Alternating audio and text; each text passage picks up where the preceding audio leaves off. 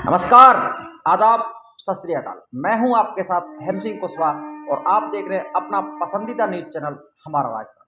साथियों, आज खास कार्यक्रम चर्चा चाय में और आज खास मेहमान हमारे साथ मनोज पहाड़िया जी मौजूद है, जो बसीड़ी से बीजेपी की टिकट की मांग कर रहे हैं। तो क्या कुछ उनकी तरफ से प्रतिक्रिया है, किस तरह का वो विकास कराएंगे, वो तमाम बातें हम उन्हीं की जबानी आपको सुनाएंगे। तो साथियों, सबसे पहले मैं आपको लेके चलता हूं और शुरुआत उनके परिचय से करवाता हूं। सर, स्वागत है आपका हमारा राजस्थान के स्पेशल बुलेटिन में। सर, परिचय से आप अपनी शुरुआत कीजिए सर।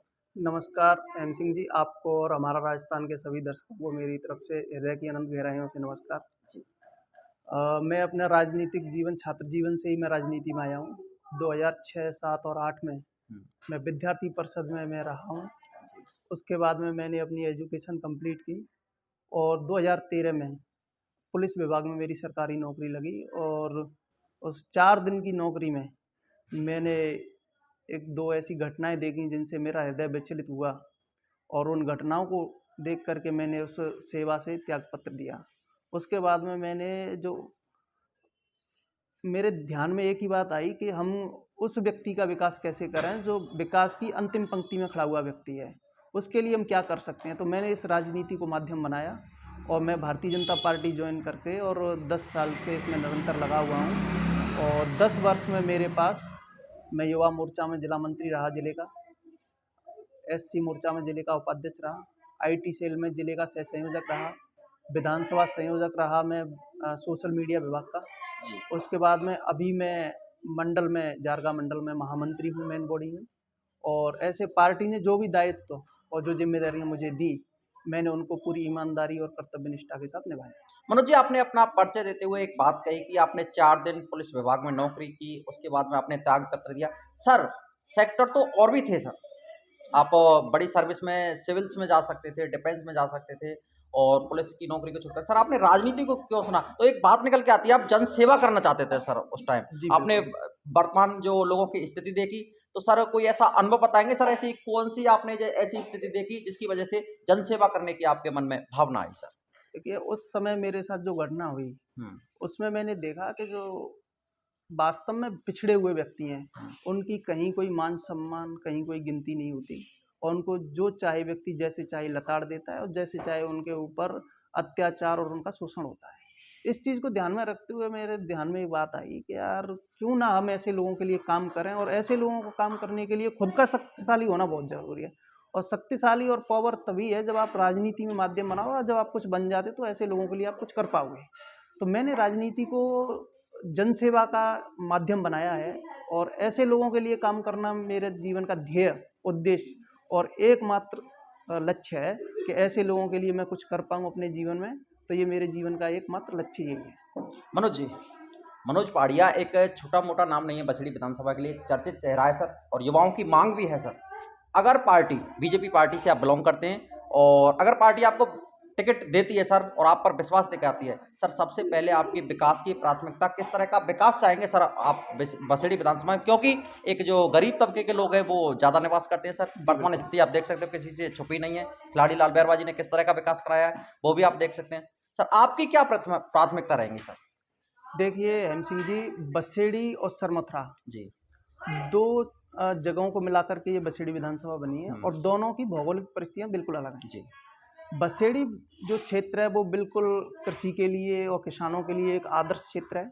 पानी की कोई कमी नहीं है, सारी चीज़ें। और सरमथुरा जो क्षेत्र है वो पत्थर और एक डांग क्षेत्र आता है, तो वहाँ पे पत्थर के लिए अपार संभावनाएं हैं। तो मैं चाहूँगा कि सरमथुरा क्षेत्र में एक हम स्टोन पार्क की स्थापना करें, जिससे वहाँ के पत्थर को एक तो अंतर्राष्ट्रीय पहचान मिलेगी और वहाँ के जो लोकल के व्यापारी हैं उनको कहीं देश विदेश यहाँ भटकने की जरूरत नहीं पड़ेगी। सारे व्यापारी आपके पत्थर को खरीदने के लिए वहाँ स्टोन पार्क में आएंगे और वहाँ के लोकल के लोगों को रोजगार भी उपलब्ध होगा, पहली चीज़। दूसरी चीज़ जो बसेड़ी क्षेत्र है उसमें मैंने बताया जैसे किसानों के लिए अपार संभावना है, बिल्कुल। तो मैं एक वहाँ पे किसान सेवा केंद्र खोलने की व्यवस्था करूँगा जिससे हम किसानों को उचित प्रशिक्षण दे सकें कि खेती कैसे करें और किस तरीके से करें। जैविक खेती है, व्यापारिक खेती जो होती है वो आदि तरीके के वहाँ पे हम उनको प्रशिक्षण दे सकते हैं। उसके अलावा युवाओं के लिए वहाँ पे एक हम खेल एकेडमी की खोलने की व्यवस्था करें, तो युवाओं के लिए बेहतर भविष्य के लिए और वो आगे चल कर के युवाओं में हमारे यहाँ देखो ग्रामीण क्षेत्रों में कई तरीके की प्रतिभाएं छिपी हुई हैं, लेकिन उनको निखारने के लिए हमें उनके प्लेटफॉर्म देना होता है। तो प्लेटफॉर्म के लिए हम उन्हें खेल अकेडमी देंगे, तो उससे उन लोगों का प्रतिभाएं निखरेंगी और वो देश विदेश में जा करके देश का नाम और राज्य का नाम, अपने गांव का नाम रोशन करेंगे। उसके बाद में हमारी योजना है कि जो लोग महिलाएं हैं, बेरोजगार हैं, उनके लिए प्रधानमंत्री जी के द्वारा एक योजना चलाई जा रही है, प्रधानमंत्री कौशल विकास योजना, जिसमें हम वो कौशल विकास के केंद्र खोलते हैं। तो कौशल विकास केंद्र में खोलते हैं, वहाँ पे उनको प्रशिक्षण दिया जाता है, वो खुद का रोजगार वहाँ पे डेवलप कर सकते हैं। तो ऐसे केंद्र खोलने की व्यवस्था हम पूरी विधानसभा स्तर पे करेंगे।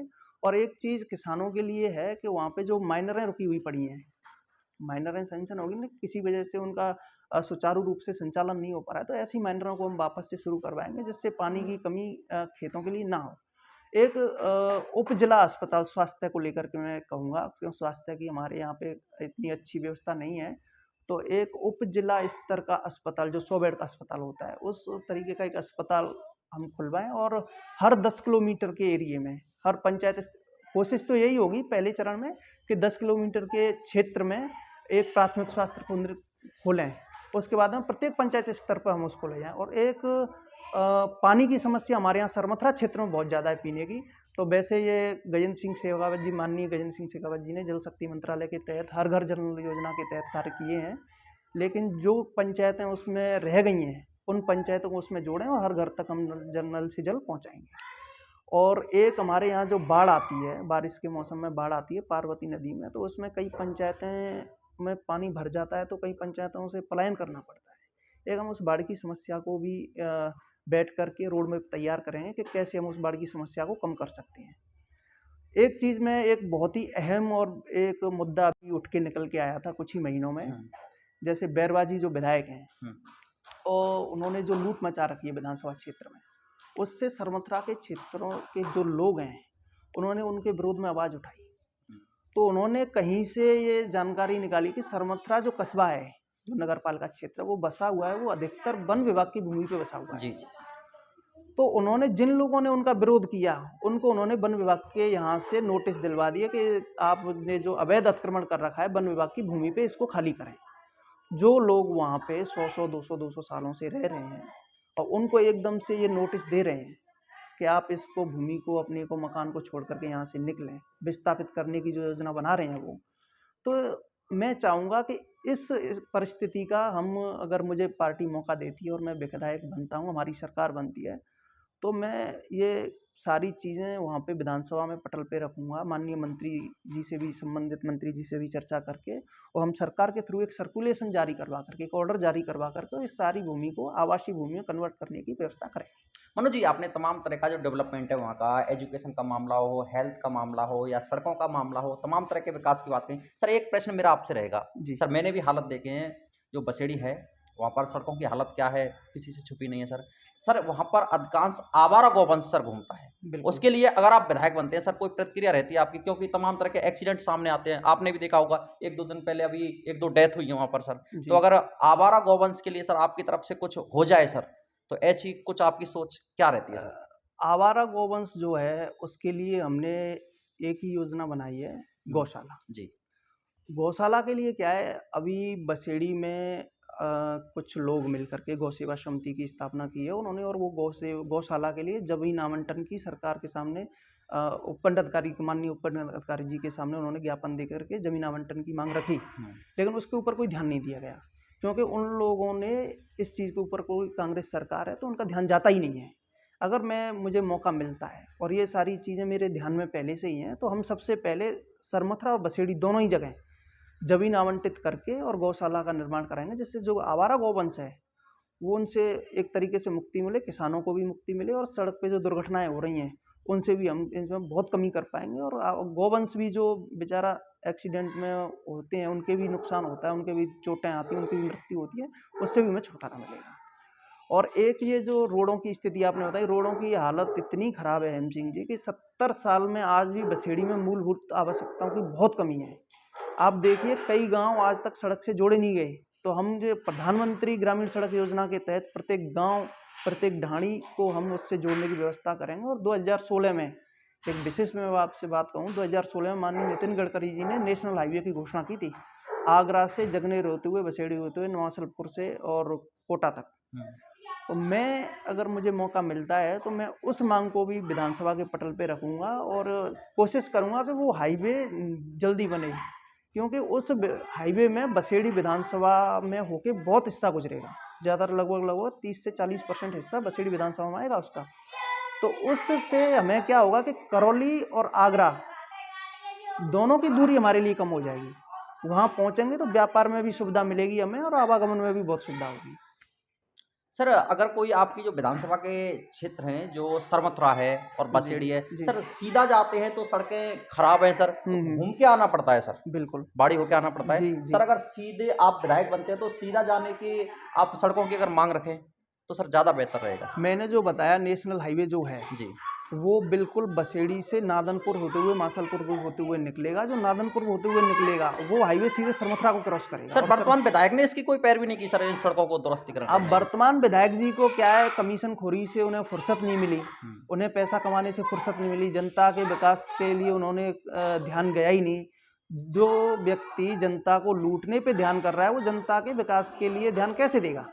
तो वर्तमान विधायक की स्थिति आप पूछिए मत, वर्तमान विधायक की स्थिति तो आपको आगामी चुनाव में पता चलेगा कि वर्तमान विधायक की क्या स्थिति है, क्या उनका रवैया है और लोगों के मन में उनके प्रति कितनी नकारात्मक भावना है और कितना मैं एक तरीके से कहूँ कितना गुस्सा और रोष आम जनता के मन में भरा हुआ है, ये आप आगामी विधानसभा चुनाव में आपको पता चल जाएगा। मनोज जी, शुक्रिया आपका सर। आपने अपना कीमती समय हमारे दर्शकों के लिए, हमारे लिए दिया सर।